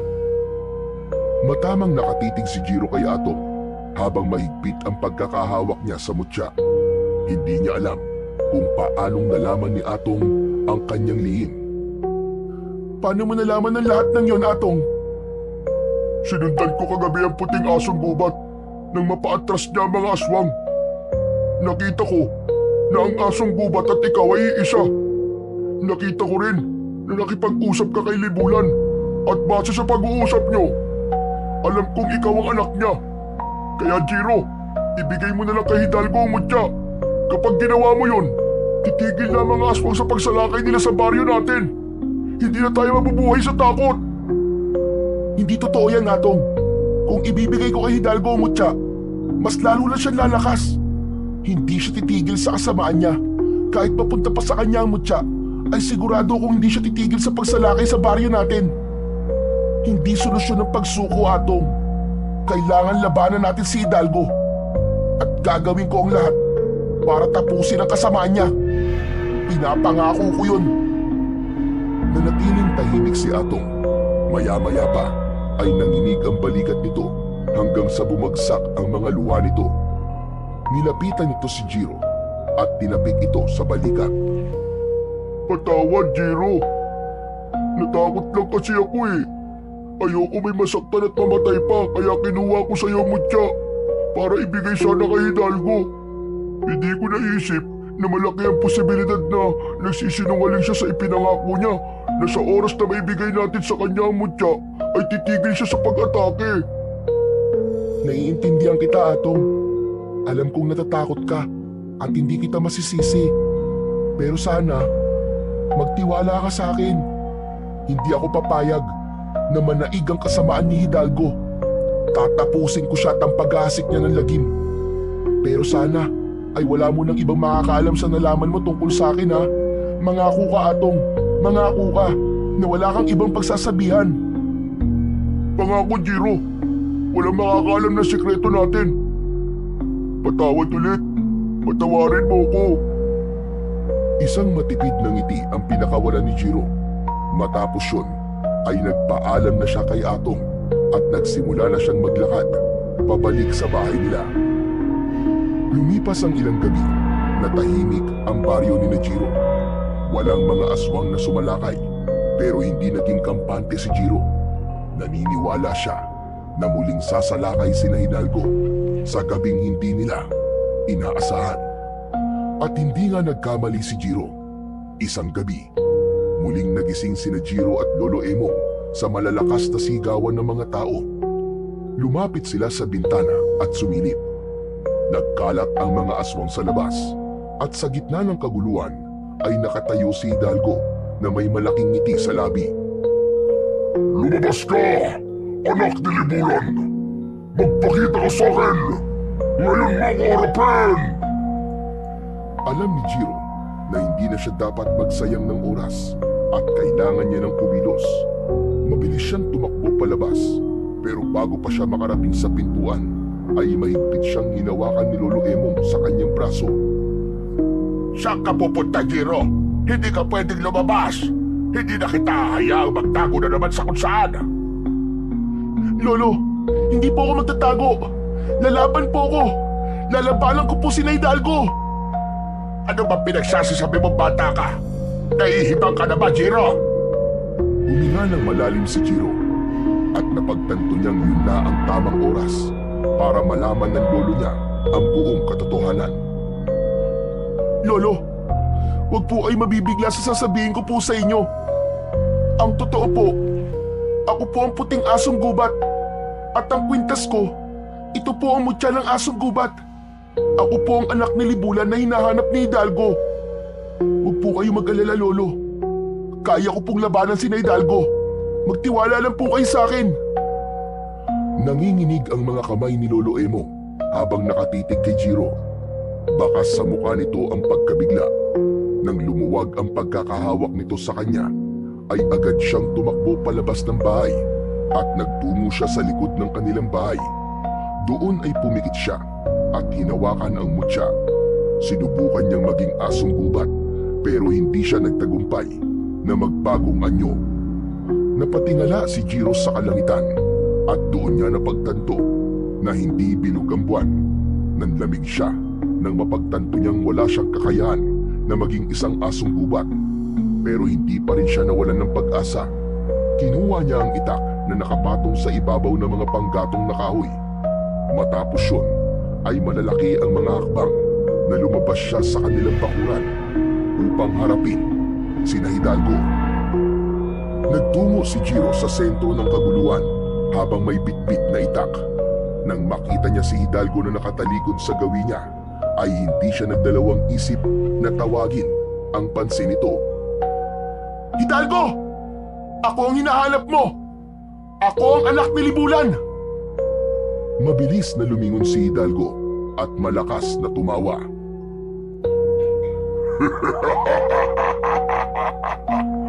Ikaw nga ba ang anak ni Libulan? Ngunit bakit wala ka sa kanyang asong gubat? Alam ko na. Dahil hindi bilog ang buwan ngayon. Tama ba ako? Akala mo ba ay hindi ko malalaman ang kahinaan mo? Bata, sinabi sa akin ng isang babayan na hindi ka magiging asong gubat kapag hindi buo ang buwan. Asong gubat man ako o hindi, pababagsakin pa rin kita! Kung ganoon, patunayan mong kaya mo ko, anak ni Libulan. Matapos yung sabihin ni Hidalgo, ay mabilis na kumilos ang mga aswang at sabay-sabay na lumundag ang mga yon papunta kay Jiro. Ngunit hindi umatras si Jiro at mas lalo pa niyang hinigpitan ang kapit niya sa kanyang itak. Sa isang mabilis na galaw, pinutol niya ang kamay ng isang aswang na umatake sa kanya. Isa pang aswang ang sumugod mula sa kanyang kanan. Ngunit mabilis niyang iniwasan ang matatalim nitong kuko at sinaksak niya ito sa tiyan. Hanggang sa pinahinto ni Hidalgo ang mga aswang sa pag-atake kay Jiro. Lumayo ang mga aswang kay Jiro at humakbang si Hidalgo palapit sa kanya. Gusto ko na ako mismo ang papatay sa'yo. At kapag napatay na kita, kukunin ko na sa'yo ang mutya ng asong gubat. Masyadong mataas ang pangarap mo, Hidalgo. Sa tingin mo ba, ay papayag ako na makuha mo ang mutya? Tumiim ang bagang ni Hidalgo at mabilis itong sumugod kay Jiro. Sinalubong ni Jiro si Hidalgo at iniwasan niya ang mga kuko nito na muntik nang bumaon sa mukha niya. Ngunit sa pag-iwas niya ay biglang sumulpot si Hidalgo sa likod niya at nagawa siya nitong kalmutin sa likod. Napadapa si Jiro sa lupa at nakita niya ang mga tao na nakatingin sa kanya. Bakas sa mga mata ng mga yon ang pag-asa na magagawa niyang talunin si Hidalgo. Nakita niya rin si Lolo Emong at naramdaman niya ang tiwala nito sa kanya. Tumayo si Jiro pero agad siyang inatake ni Hidalgo at bumaon ang mga kuko nito sa tiyan niya. Napaluhod siya uli sa lupa habang habol ang paghinga. Napagtanto niya na hindi sapat ang lakas at kapangyarihan niya para talunin si Hidalgo kapag wala siya sa anyong asong gubat.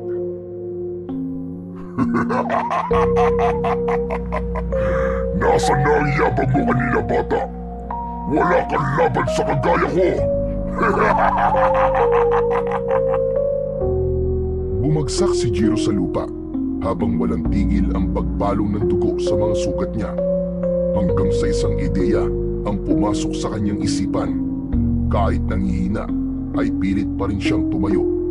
Mahigpit niyang hinawakan ng mutya at ubod lakas siyang sumigaw. Mga hayop sa kagubatan! Tinatawag ko kayong lahat! Tulungan niyo akong paslangin ang mga halimaw na to! Ilang segundo lamang ang lumipas bago nagsimulang magkaroon ng kakaibang presensya sa paligid. May mga ibon na lumipad galing sa kagubatan. May mga ahas din na dumating. Maging ang mga baboy ramo ay lumabas mula sa masukal na kakahuyan. At ang iba pang mababangis na hayop mula sa gubat ay dumating bilang tugon sa pagsamo ni Jiro. Nagulat si Hidalgo nang makita ang pagdating ng mga hayop. Sabay-sabay na sinugod ng mga hayop si Hidalgo. Tinuka ito ng mga ibon sa muka. Ang mga ahas naman ay mabilis na gumapang sa katawan nito at nilingkis ito upang hindi makagalaw si Hidalgo. Ang iba namang hayop ay kinagat si Hidalgo. Walang nagawa si Hidalgo kundi ang sumigaw habang pinupuksa ito ng mga hayop. Nang makita ni Jiro na labis nang nahihirapan si Hidalgo, ay inutusan niya ang mga hayop na lubayan na si Hidalgo. Nang lumayo ang mga hayop kay Hidalgo, ay ginamit niya ang natitira niyang lakas at tumakbo siya ng mabilis patungo kay Hidalgo. Buong puwersa niyang itinarak ang itak sa tapat mismo ng puso ni Hidalgo na labis nitong ikinabigla. Nang hugutin ni Jiro ang itak, ay umikot siya at pinadaan niya ang talim ng itak sa leeg nito na agad nitong ikinasawi. Walang buhay na bumagsak sa lupa ang katawan ng pinuno ng mga aswang na si Hidalgo. Nang makita ng mga aswang ang kamatayan ng pinuno ng mga ito, ay takot na umatras at tumakas sa mga ito. Hinayaan lang ni Jiro na makatakas ang mga alagad ni Hidalgo, ngunit hindi niya kinalimutan na magbanta. Subukan niyong bumalik pa rito at sisiguraduhin kong magagaya kayo sa sinapit ng pinuno niyo! Walang tigil sa pagtakbo ang mga aswang hanggang sa tuluyan ng maglaho ang mga yon sa dilim. Nang wala na ang mga aswang, ay tinignan ni Jiro ang bangkay ni Hidalgo. Hindi pa rin siya makapaniwala na nagawa niyang mapatay ang pinuno ng mga aswang kahit wala siya sa anyong asong gubat. Ngunit alam niya na hindi niya yun magagawa kung hindi dahil sa tulong ng mga hayop sa gubat. Kaya buong puso niyang pinasalamatan ang mga yon. Nang bumalik na ang mga hayop sa gubat, ay nagbunyi ang lahat ng mga tao at lahat ay nagpasalamat kay Jiro. Maging si Atong ay masayang masaya at niyakap pa siya nito. Matapos siyang yakapin ni Atong, ay nagmamadaling lumapit si Jiro kay Lolo Emong at mahigpit niya itong niyakap. Lolo, tapos na po! Tapos na! Patay na po si Hidalgo! Ipinagmamalaki kita, Jiro. Hindi ako nagkamali na sinunod ko ang sinabi mo kanina na magtiwala ako sa iyo. Kaya naman kahit nakikita kong natatalo ka na, ay naniwala pa rin akong magtatagumpay ka. Maraming salamat po, Lolo. Pero hindi po ba kayo natatakot sa akin ngayong nalaman niyo na po kung sino talaga ako? Kahit ano o kung sino ka pa man, tanggap kita, Jiro. Ikaw pa rin ang apo ko. Ikaw pa rin ang Jiro na nakita ko sa gubat at pinalaki ko. Wala akong dahilan para matakot sa'yo, Apo. Nang marinig yun ni Jiro, ay tuluyan ang bumagsak ang mga luha niya dahil sa labis na kasiyahan. Bukod sa pagpaslang kay Hidalgo, ang pagtanggap sa kanya ni Lolo Emong ang pinakamahalagang bagay na nangyari sa buhay niya ng gabi na yun. Makalipas ang ilang buwan, unti-unting bumalik sa normal ang buhay ng mga tao sa baryo ni Jiro. Sa kabila ng katotohanang naiiba si Jiro sa lahat, tinanggap siya ng mga tao bilang isang bayani. Kasama si Lolo Emong, namuhay si Jiro ng tahimik at payapa. Paminsan-minsan, umaalis si Jiro upang makipagkita kay Libulan sa kagubatan. Bagamat nagdesisyon si Jiro na manirahan sa mundo ng mga tao, ay hindi pa rin huminto si Libulan na gampanan ang pagiging ina nito kay Jiro. Nang sandaling yun, ay wala nang mahihiling pa si Jiro, kundi ang maging habang buhay na ang kapayapaan sa baryo nila na minsang sinubok ng kadiliman, ngunit sa huli, ang liwanag at kabutihan pa rin ang namayagpag.